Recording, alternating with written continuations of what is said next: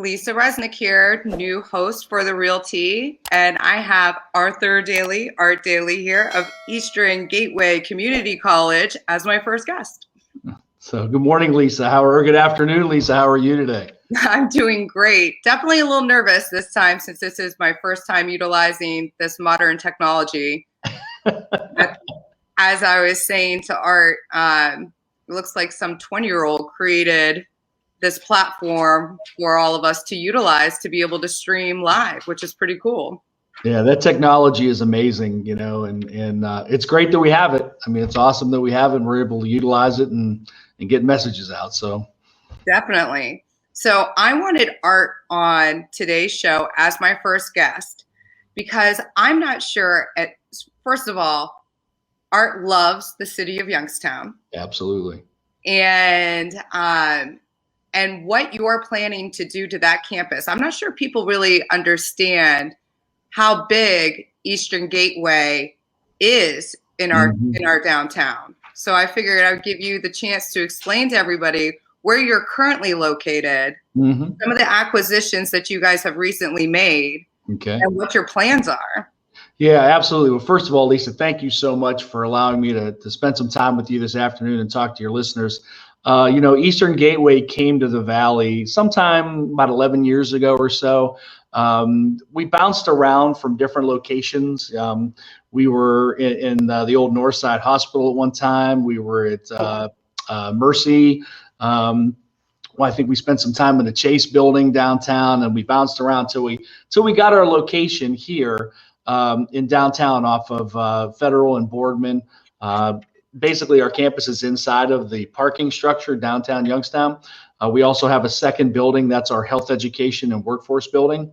So many moons ago, we didn't own anything here. We were leasing all the space. The college was here by an unfunded mandate by the state to say we're going to put a community college right in the heart of downtown Youngstown. And it was a great opportunity. That happened during the Strickland administration. So we're here. You know, we've been offering associate degree programs, workforce training programs for the past 11 years. But you had mentioned some of the things that have happened most recently. We did not own anything, and now we do. So about a year and a half ago, we set out on an initiative to own our buildings.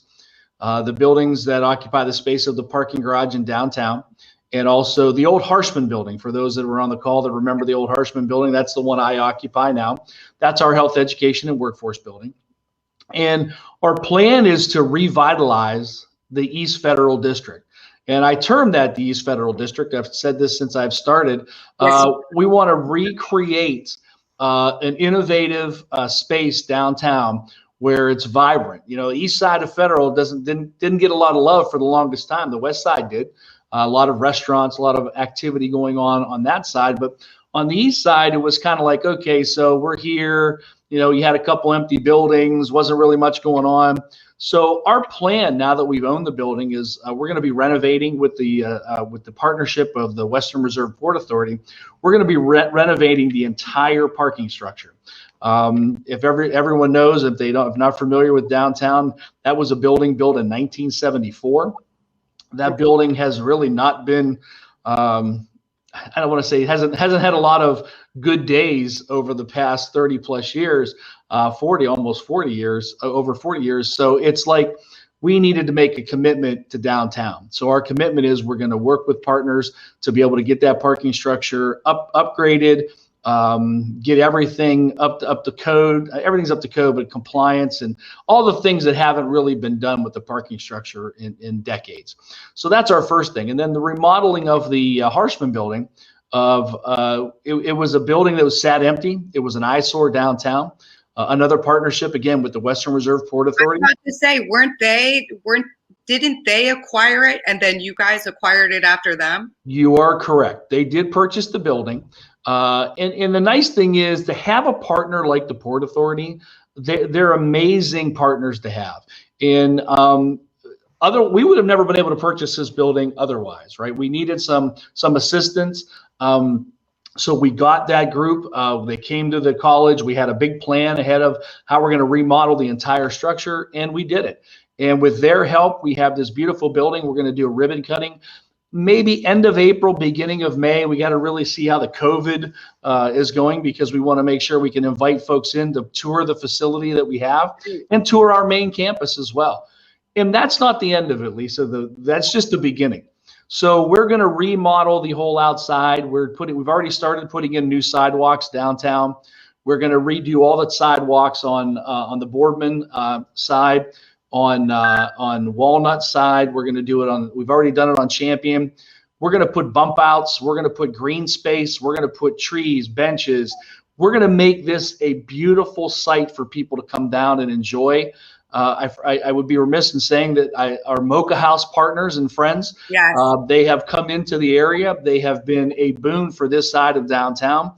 They were a group that saw the potential of being on the east side, coming downtown, setting up shop on our campus. Basically, it's on our campus, and they have not closed since the pandemic started.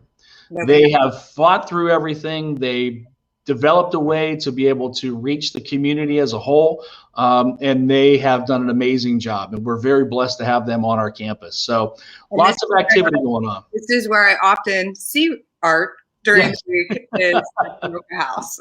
Yeah, and I got to tell you, there was really, you had a coffee shop here before, kind of small in nature, and we do have the bistro, which is catty-cornered us, which is fantastic to have downtown. But I got to tell you, having something on our campus has changed it's transformational to our college. Our students who are downtown have access to the restaurant, and we really only had vending machines at one point. So, but it's been great. It's been awesome for us. Well, you realize the significance of having that draw, just like YSU campus does, having the draw of the outside, that whole live, work, play type of atmosphere that you want to be a part of as well downtown. Absolutely.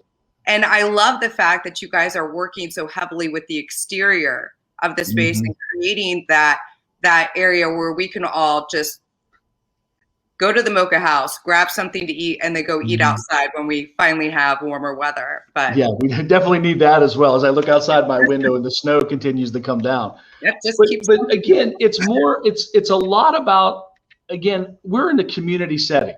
We have a lot of businesses around us, a lot of walking traffic on this side of downtown. We feel that it's our responsibility to put that green space in where people can sit at our campus, just sit outside, have a tree to sit under when you're on this side of downtown, have a comfortable environment that if you do just want to relax, get out of your office for an hour and just sit and enjoy a Mocha House sandwich or salad or a beverage, and then just enjoy your time that you get to be outside. Right now, we're not there yet. We're going to be there. I hope it'll come. A lot of little things are happening this summer, but it's usually more the next year when we're really going to see some of that impact. We're going to put bump outs on Boardman so people can have those areas to sit down in a safe and protective environment. We're gonna light it up. We're gonna make sure it's beautiful, and it's really gonna. What we're doing is transformational to the east side. And I know I've used that word already, but it really is. And we're planning on putting up digital billboards on each side of the building, of the parking structure, that will face Walnut and also face Federal, because we think that's an opportunity for people to see the things that are not only going at the college, but community events, all the things that we want a wonderful community to have, we're going to institute here at Eastern Gateway. It is so important, and we've had this discussion before. You have West Federal Plaza and the West Federal District that is growing, is filling up. That we do need growth over onto the east side is inevitable. Absolutely. And you guys are doing a phenomenal job making it more attractive for even more businesses, such as the Mocha House, to feel good about coming over to that side of town as well. And again, keep going a little further down. Yeah, go a little further down now. We've got some more stuff coming.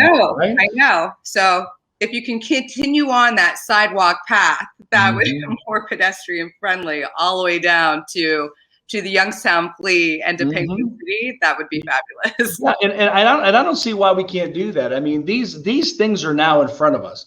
Where before things might have been prohibitive, but we have a lot of support from the city. We have a lot of support from our elected officials. Everybody is watching what Eastern Gateway is doing in downtown and how we're going to transform this entire area. It's all really exciting. And I also know, living in Arizona for a short stint, as well as Northern Virginia, the significance of community colleges and having community colleges that are strong and reputable is very important to an area. I know Scottsdale Community College hung their hats to the fact of their community college, and same thing with Northern Virginia, Nova Community College. So I'm glad that we have that same thing here.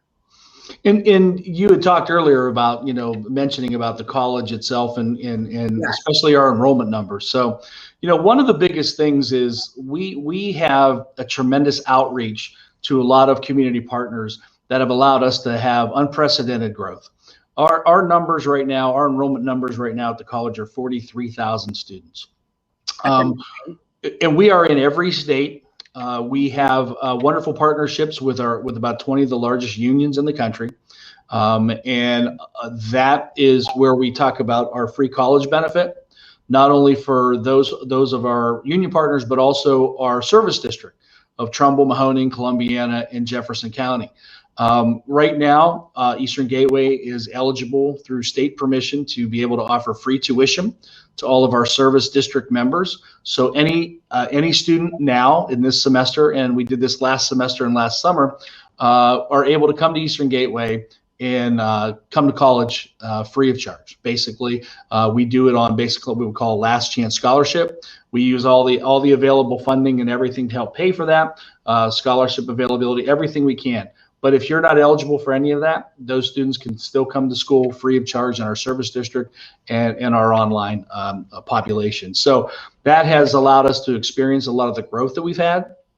And our plan is to be at about 50,000 students by fall. We just finished our strategic 5-year plan, and our goal is to be at 100,000 students within the next 5 years. That's amazing. It's in the impact that we're having on individuals that otherwise may not have had an opportunity to go to college is incredible.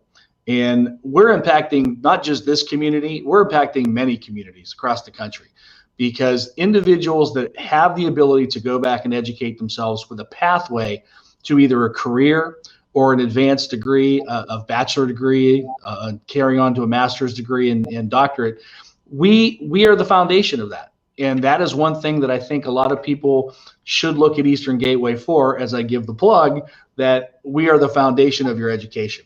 And we're training people for the 21st century workforce. Well, I am a big advocate for education and continuing education, especially as an adult. Like, don't think you can't go back to school and learn new things and change your pathways from whatever direction you want it to. And that's a good point, because a lot of people do think, well, I'm too old to do this or I'm too old to do that. We're in an environment today where skills take precedent over just about anything. And when you can come in and train yourself, whether it's in healthcare, whether it's in industrial trades, whether it's in criminal justice, business, the skill is what matters. And that's the thing I try to emphasize with a lot of individuals is going back to school, you should be focused on what specific skill set you want to have to be able to translate that into a career opportunity when you're finished. And that's what we're doing, like in our workforce programs. We have these certificate programs, we have short-term certificate programs, we have associate degrees, pathways to associate degrees through those programs. So there's so many avenues for individuals to come to Eastern Gateway to train and learn. I just implore our listeners today to just look at our website, come down. We'll set you up an appointment to come visit the campus. We'd love to showcase everything that's going on, because we just think it's important. And one of the biggest things out of this is our word says our partnership, community. Yeah. When you're a community college, that means we want to help the community prosper and grow. And that's exactly what we're doing. Thank you so much for being my first guest. You're welcome. Thanks for having me. And if anybody wants to hear more from Art, I have also forced him to be on a guest podcast of Homes and Hops. So that will be coming out in the next week. So be sure to tune in and hear him talk about his entire life history. It's riveting. also, to spill the tea real quick, Art is also a real estate owner of investment properties himself. I am. I own some small apartments, and been doing it for a very long period of time. It was a family business that started with my father and my mother some 50, 60 years ago, and it's been a wonderful. I was very blessed to have wonderful parents in that regard. So we'll get to hear about that a little bit more, and how it is good to always diversify your portfolio. Absolutely. Absolutely. Thank you, Art. Thank you, Lisa. Have a great day. You too. Thanks for watching the video. Be sure to like, subscribe, and hit that little bell for notifications. And also make sure to connect with us on Twitter, Facebook, and LinkedIn. For all of your business news, visit businessjournaldaily.com. For all of your arts and entertainment news, go to afterhoursyoungstown.com.